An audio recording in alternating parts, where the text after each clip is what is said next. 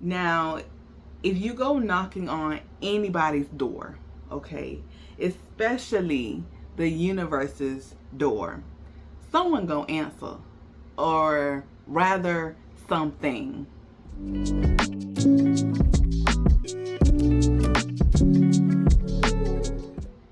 Welcome back, everyone.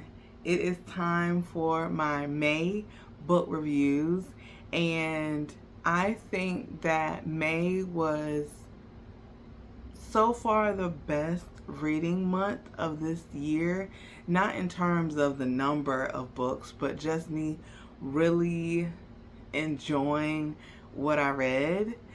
I went from one end of the reading spectrum to the other, from a biopunk mystery to soulmate drama across dimensions.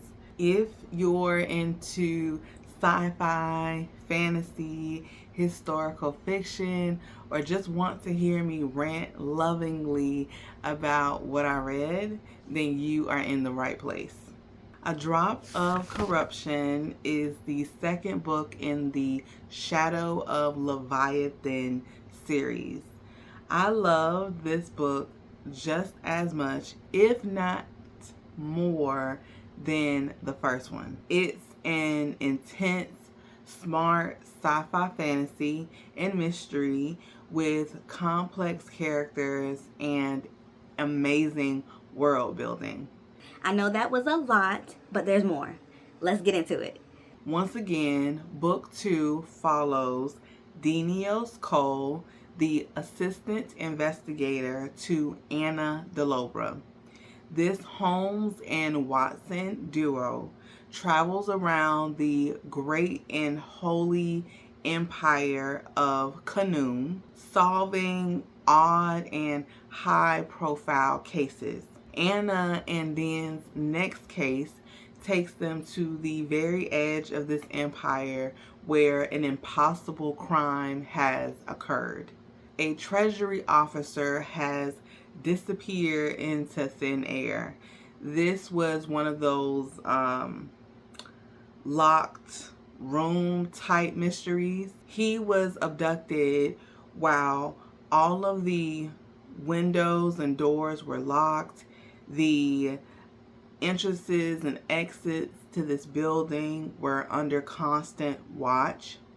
And also nearby, a vault was broken into with the vanished treasurer's biologics, and something is stolen that could put the empire at risk.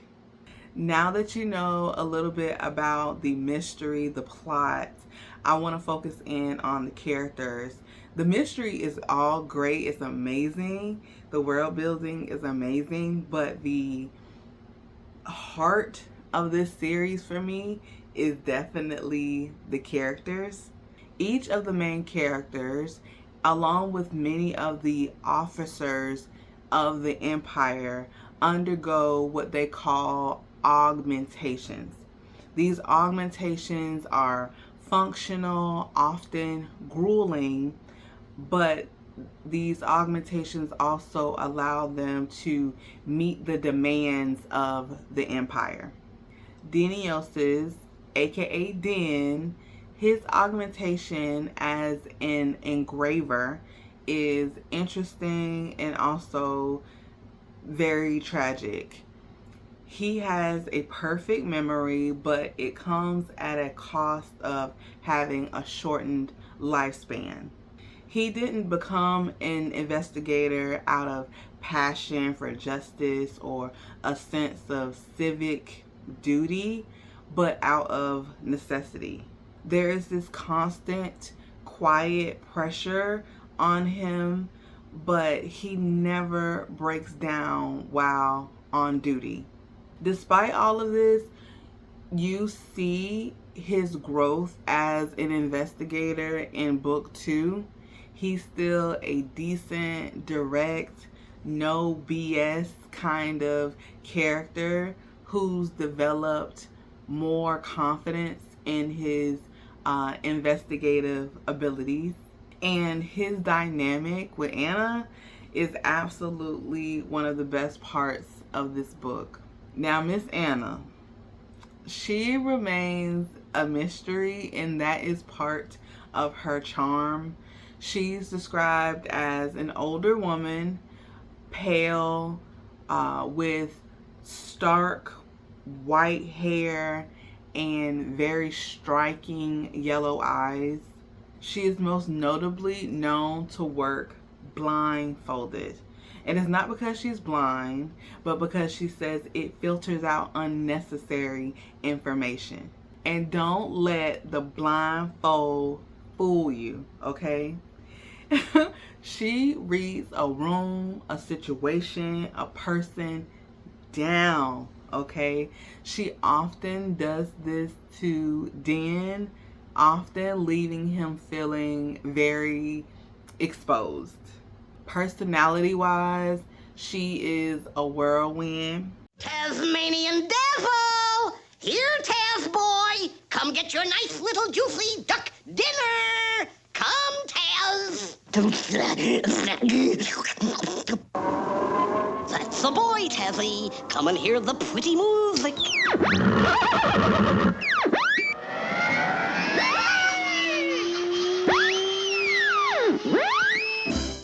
Her thoughts leap from mania to stillness, shouting one moment to whispering the next. She's obsessive and erratic, but undeniably brilliant. She has almost this supernatural ability to recognize patterns and for problem solving. I love her dynamic with Dan, how she teases him, sometimes comically, sometimes a bit cruelly, and how she challenges him to think outside the box, to push himself to figure out and put things together. There's a genuine bond there that one wouldn't expect of these two. While reading this, it really hit me that the biological world is really integrated and essential in this fantasy. Like, I noticed it in the first book, but I didn't really notice how embedded biological stuff was in this world. And it wasn't until after reading it and I was kind of looking up, I usually don't do this, but I wanted to make sure like people felt the same way I did, that I was looking up reviews, and someone referred to this series as biopunk, and I didn't even realize that was a category, a sub-genre. And I'm glad to say that, like, I feel like I really like biopunk and want to read more books related to it. A Drop of Corruption is definitely, if you can't tell, a 5-star read for me. The writing is sharp, and every question that gets raised by the characters is eventually answered. The author doesn't leave any plot threads hanging. Here is a quote that I took away from this read. If we're not instruments in service to one another, then we are nothing at all. I feel like that quote accurately captures the heart of this story.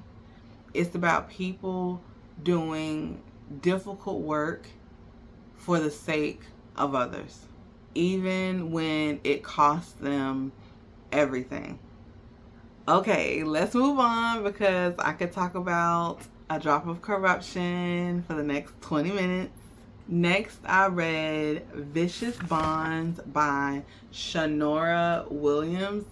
Vicious Bond centers around the soulmate trope with a twist. Half of the couple lives on Earth and the other resides in a different dimension. The conflict or the drama is that they're being hunted by a powerful entity that wants to absorb the strength, the power of their soulmate bond, a bond that was created by a godlike force in this universe. When I saw the book talk videos and the ratings, like, just the star rating on Goodread, I was like, okay, this sounds like something I can definitely get into. I love me a soulmate trope. I love to see the characters overcoming, the forces that be that are trying to keep them apart. But several things fell flat as a pancake for me, and not a lumpy pancake, but a flat one. The bond felt overhyped to me. The story made their bond seem like it was this cosmic, all important connection, but in the end, it didn't really feel earned. It didn't really feel as impactful as the plot made it seem. There was repetitive and convenient dialogue. So there would be things that happened where one of the character explains and provides some background information, right? And I don't know why, but at times some of the other characters would conveniently forget things that had already been explained, already had been addressed. And that kept taking me out of the story. Like, I'm thinking to myself, but kind of talking to the character at the same time, like, why you don't remember what was just said 10 pages ago? Like, this event or this backstory information has already been provided and we were both there, so you should remember just as well as I do.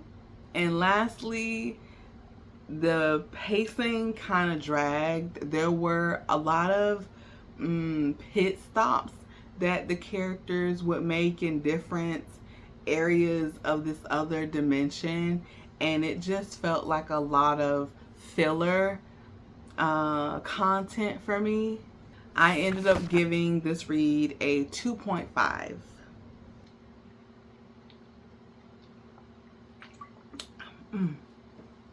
Okay, so next up is Black Shield Maiden. Now, for those of you that have been with me for the last couple months, y'all know that I have been trying to read Black Shield Maiden forever. I finally got it done. For those of you that are new, Black Shield Maiden follows a young woman who calls herself Yahweh.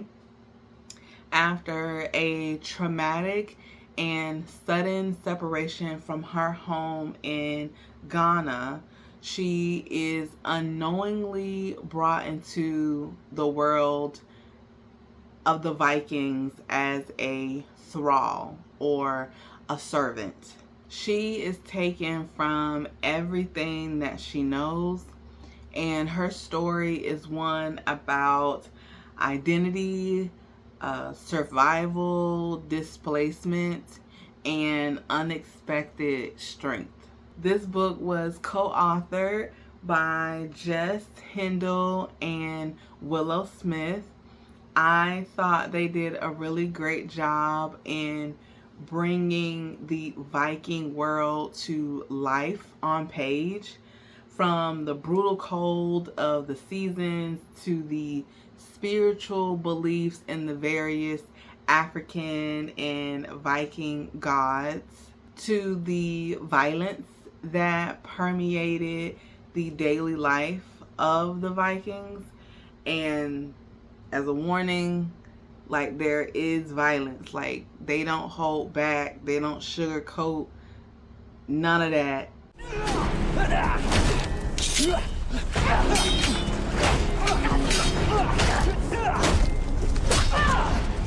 Okay, so if, you know, I mean, who likes violence? Okay, but if you definitely don't like reading about violence in books, then this may not be for you.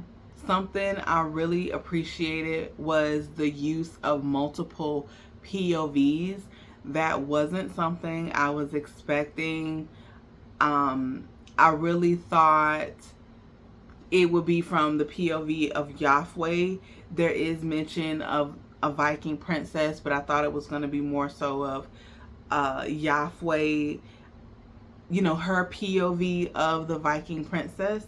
But there were multiple POVs, and each character was distinct. They had their own arcs, their own journeys. And again, I think that the authors really did each of these characters justice. This book isn't just about Yahweh. It's a blending of different paths and stories connecting. It really also lets you know, like, all of us are more connected than we know or than we often acknowledge. Overall, Black Shield Maiden took me on a journey I wasn't expecting. I gave this a 4.5 out of 5. And when book 2 is released, I will definitely be checking it out. Now, of course, this wouldn't be a book review video of mine if there were not some sci-fi included. These final reads of the month were heavy, okay, on freaky atmospheres and female main characters willing to get down with said freakiness. Thrum follows Ami. I feel like that's how you pronounce her name. It's spelled A-M-I. Ami wakes up from stasis only to discover that her entire crew is dead and the ship that she is on is badly damaged. She is isolated in deep space and unable to make long-range contact, and there's barely any fuel in the tank. So from the jump, the author set this up to be tense and eerie. She manages to rig up enough repairs to send out a short-range distress call. Now, if you go knocking on anybody's door, okay, especially the universe's door, someone gonna answer, or rather something. Her signal is picked up by an alien being who calls himself Dorian Gray. Now, y'all probably wondering, how did he pick the name Dorian Gray? So in this book, and I think, and actually humanity in real life has done this, creates a welcome package. And they've assembled this package in preparation for first contact scenarios. So this welcome package that Ami sent him has, you know, an introduction as to what is humanity. There's music, there's books, you know, you get the idea. And so he really felt, I guess, some kinship to the character Dorian Gray, okay?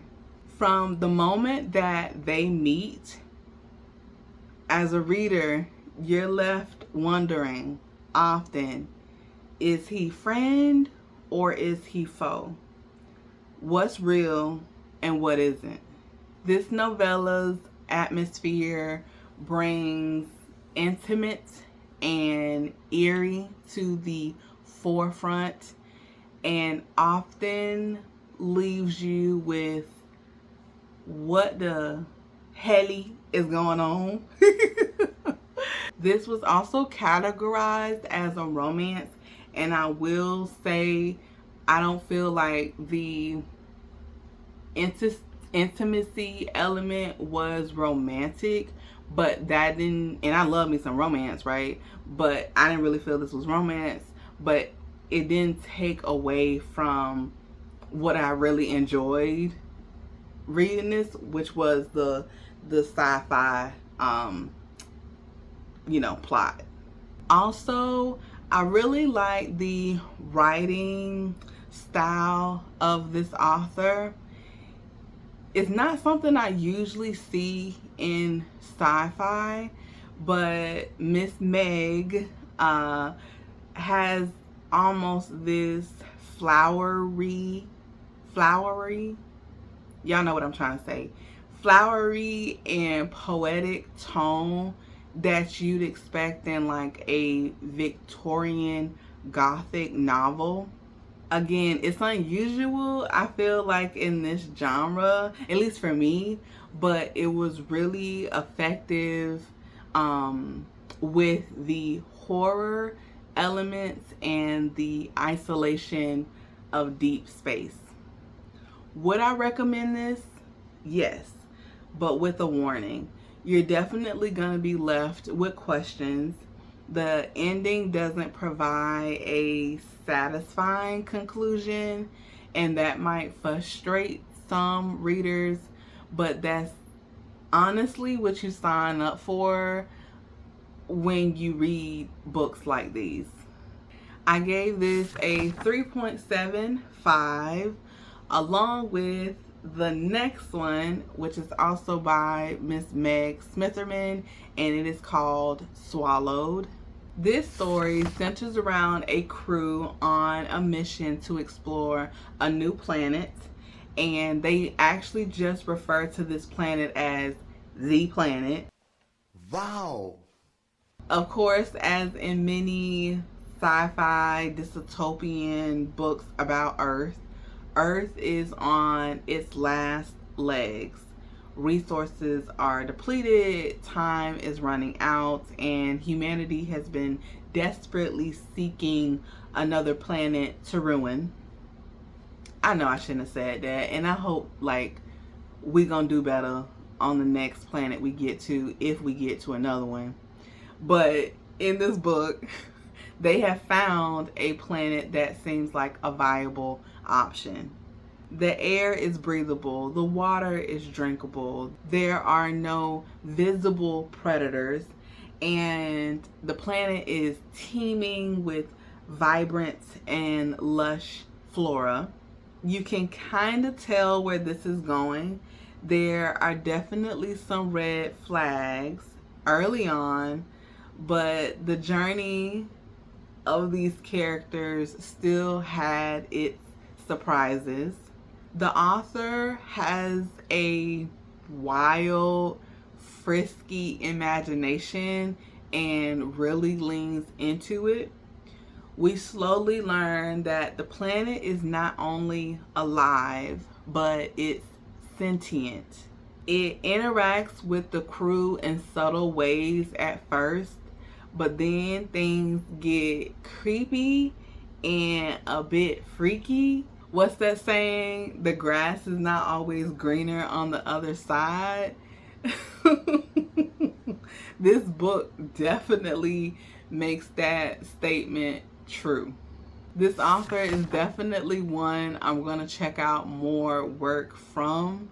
Her stories are out there, but I can definitely get down with them for now. Well, y'all, that wraps up my May book reviews. If you can't tell, A Drop of Corruption was definitely the standout read for me this month. I still find myself thinking about Den and Anna and what they went through in this book and the things that were revealed. As always, if any of these caught your eye or you've read them too, Let me know your thoughts in the comments. And if you have any weird echo horror biopunk series for me to check out, definitely let me know in the comments as well. Don't forget to do all of those YouTube things. Please like, comment, subscribe, and if you're returning, thank you so much for coming back for another one. Until next time, stay safe, be blessed, and I'll see you in the next one.